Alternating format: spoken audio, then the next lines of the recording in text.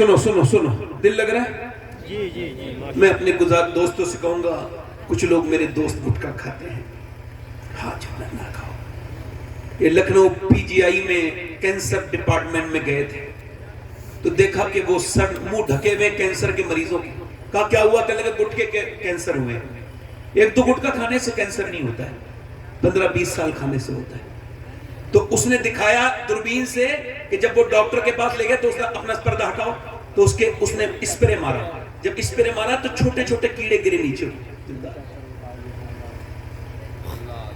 بیبیاں روتی ہوئی چھوڑ گئے، بچے روتے ہوئے چھوڑ گئے، گٹکا نہیں چھوڑا۔ بعد میں جب ڈاکٹر نے کہا تمہیں کینسر ہو گیا کہ میں گٹکا چھوڑ دوں گا، کہا دنیا چھوڑنے کا وقت ہے، اب کیا تم گٹکا چھوڑ گے؟ منہ سڑ گیا تمہارا۔ تمہارے نبی نے تو آخری وقت، میری امی عائشہ کہتی ہے حضور دنیا سے رخصت ہونے والے، میں نے پوچھا حضور کچھ میرے آقا کچھ چاہتے ہیں، کچھ آپ کو چاہیے؟ فرمایا ذرا مسواک۔ تو امی عائشہ کہتی میں نے اپنے دانتوں سے کچل کے حضور کو مسواک دیا، سرکار نے مسواک دیا، میرے نبی نے آخری کام کیا کیا؟ دانتوں کو صاف کیا۔ وضو میں 3 بار کلی، وضو کرنے سے کیا سبحان اللہ، جس نبی نے 3 بار کلی کرائی ان کو پسند ہوگا کہ ان کا امتی یہ گھٹیا چیز کھائے؟ اللہ نے کشمش بادام تمہارے لیے پیدا کیے، بہترین ڈرائی فروٹ، اور تم کیا گندی چیزیں کھا رہے ہو؟ گٹ کے نوجوانوں نانا اپنی زندگی برباد نہ کرو، تم ادھر ادھر تھوکتے ہو، تم نے کتنی حالات خراب کر دیے۔ تم کیا سمجھتے ہو گٹکا کھانے والے کو لوگ سمجھتے ہیں اچھا؟ نہیں نہیں نہیں، ان کو برا سمجھا جاتا ہے۔ میں کیا عرض کر رہا تھا کہ مائیں نیک تو بچے،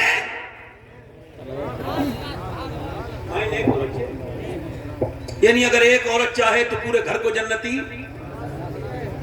ایک عورت چاہے، سمجھ رہے ہیں؟ اور ایک بات اور بتاؤں، دیکھو ہنسنا بڑا آسان کام ہے مگر رونا بڑا مشکل کام ہے، اس کے لیے دل صاف کرنا پڑتا ہے۔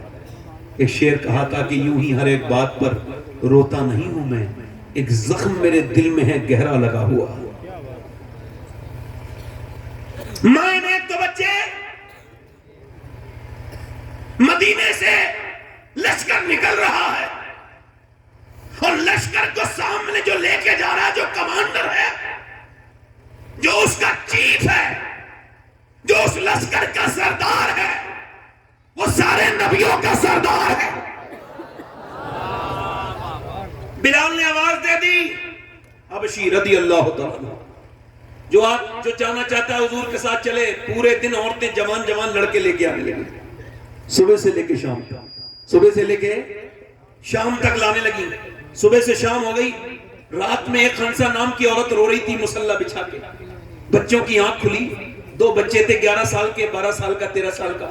اٹھ کے بولا امی روتی کیوں ہے؟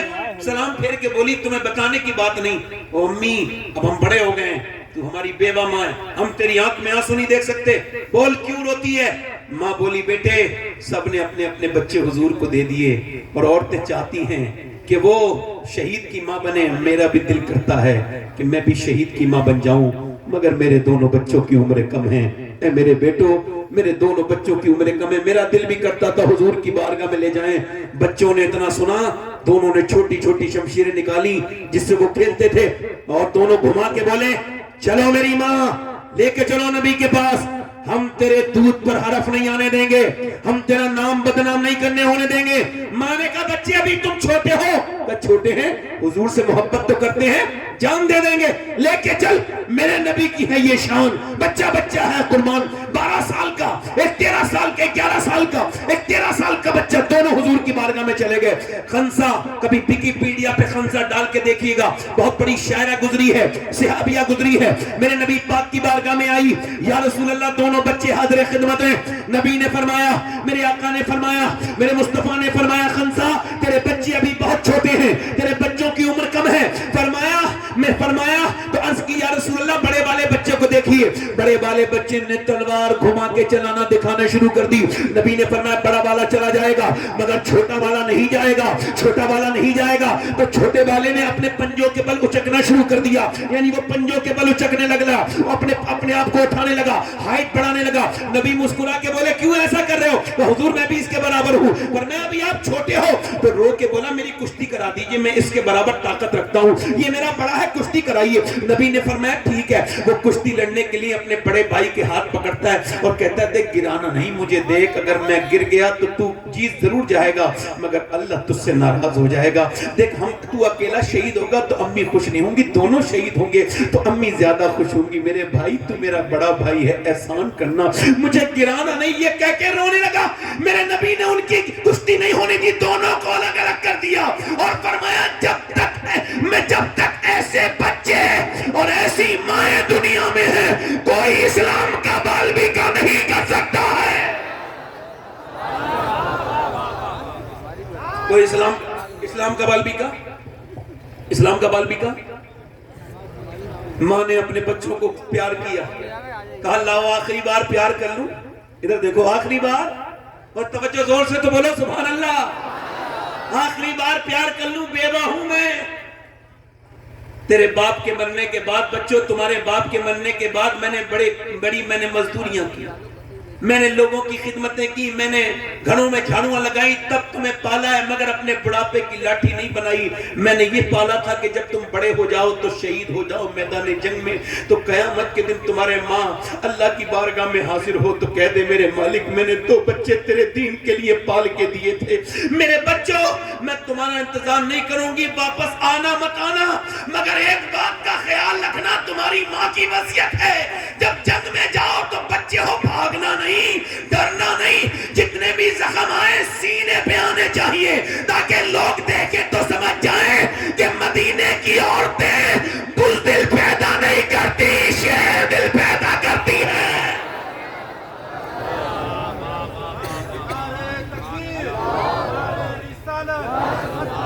بزدل پیدا، اچھا یہ بتاؤ تقریر میں دل لگ رہا ہے؟ اور جو ادھر ادھر گھوم رہے ہیں ان کا دل ہے؟ ان کے پاس دل ہے؟ وہ تو کوئی پتھر اتھر لیے پھر رہے ہیں، ہر پلک لوگ سمجھتے ہیں، ادھر دیکھو توجہ کرو، ایک عورت اور آ گئی، حضور میرے بچے کو بھی لے کے جائیں، یہ نماز کو نہیں بیچتی عورتیں اپنے بچوں کو، نماز نہیں پڑھنے کی کہتی، قرآن نہیں پڑھواتی، اور وہ بولی حضور میرے بچے کو بھی لے جائیں، فرمایا کہاں ہے تیرا بچہ؟ 2.5 سال کا بچہ۔ حضور نے فرمایا یہ جنگ میں جائے گا، یہ کیا کرے گا؟ کہ حضور وہ آپ کی طرف تیر آتے ہوں گے نا، تو ایک تیر اگر میرے بچے کو ڈھال بنا لیجئے گا، ایک تیر اگر میرے بچے کے لگ گیا اور اللہ کے رسول سے وہ بچ گیا تیر، تو میں تو کامیاب ہو جاؤں گی۔ میرے 2.5 سال کے بچے کو لے جاؤ۔ میرے حضور نے بچے کو اٹھایا، پیار کیا، آنکھوں میں آنسو آ گئے، میرے نبی نے پیار کیا، فرمایا تیرا بچہ لے جا، شہید نہیں بھی ہوگا پھر بھی تو شہداء کی ماں کے ساتھ اٹھائی جائے گی، نبی مختار کل ہیں، جس کو جو چاہیں عطا کر دیں۔ ہاں میرے دوست، میرے بھائی ذرا غور تو کر، یہ کیسے صحابہ کرام تھے میرے نبی کے، اور کیسی صحابیات تھی، نہ اس زمانے کے مرد کمزور تھے، نہ عورتیں کمزور تھی، نہ مردوں کا کوئی جواب ہے نہ عورتوں کا، بلکہ یوں کہا جائے اللہ نے اپنے حبیب کو یار بھی چٹ چٹ کے دیے، رشتہ دار بھی چٹ چٹ کے دیے، نہ نبی کے یاروں کا جواب ہے نہ رشتہ داروں کا۔ پیچھے والے نہیں بول سکتے کہ زور سے بولو ذرا سبحان اللہ۔ حضور کی جگہ ادھر دیکھو، توجہ ہے، ایک 70 سال کی بڑھیا آ گئی، 75 سال کی، اس کا نام تو ام عمارہ، میں بھی جاؤں گی جنگ میں۔ حضور نے فرمایا ام عمارہ تم کیا کرو گی؟ کہ حضور میں زخمیوں کو گھسیٹ کے لاؤں گی، ان کے زخم پٹی باندھوں گی، مرہم لگاؤں گی۔ کچھ بوڑھی عورتیں نہیں ہوتی ہیں، پیر قبر میں لٹکے ہوئے ہیں، مرنے والی ہے مگر اب بھی بہو سے کہہ رہی ہے جہیز بڑا اچھا ملا فلاں عورت، اور اس کی طرف دیکھ رہی ہے کہ اسے برا لگے، مارتی توڑتے۔ ادھر دیکھو، اللہ جانتا ہے میں کوئی بات ممبر پہ ایسی نہیں کرتا جو کہ جس کا دین اور دنیا سے کوئی تعلق نہ ہو۔ ایک لڑکی میرے پاس آئی، کہنے لگی سید صاحب دعا کر دو، میری ساس بڑا، کیا ہوا؟ کہنے لگے میرے باپ کو برا کہتی ہے تو میں جواب دے دیتی ہوں کبھی کبھی، پھر کہ میرا شوہر مجھے مارتا ہے، اور کہتا بھاگ یہاں سے، میں جاتی نہیں۔ کیوں؟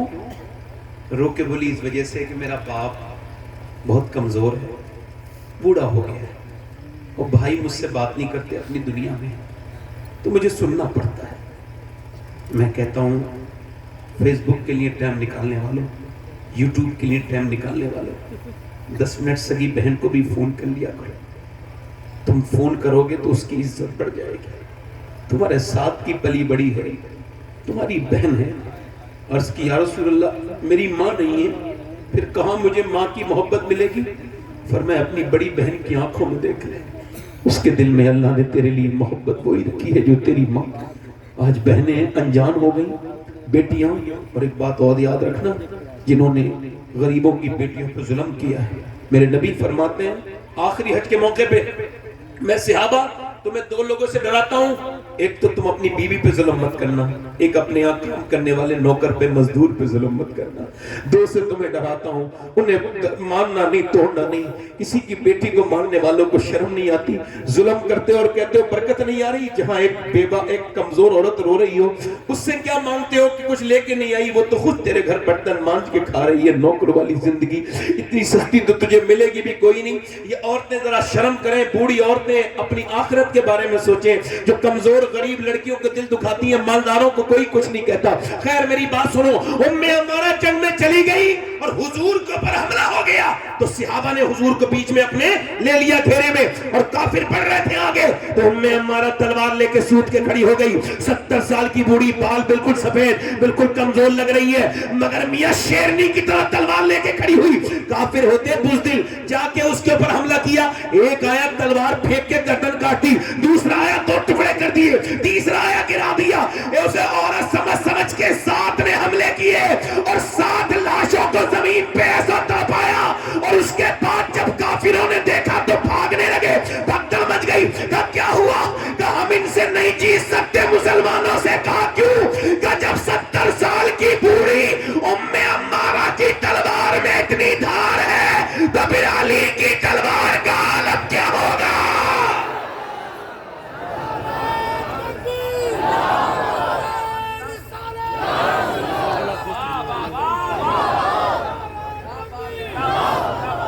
اچھا ایک بات بتاؤ, میں کسی اسٹیج پہ بیٹھ کے موبائل چلانے والے کو ٹوک دوں تو برا تو نہیں مانو گے؟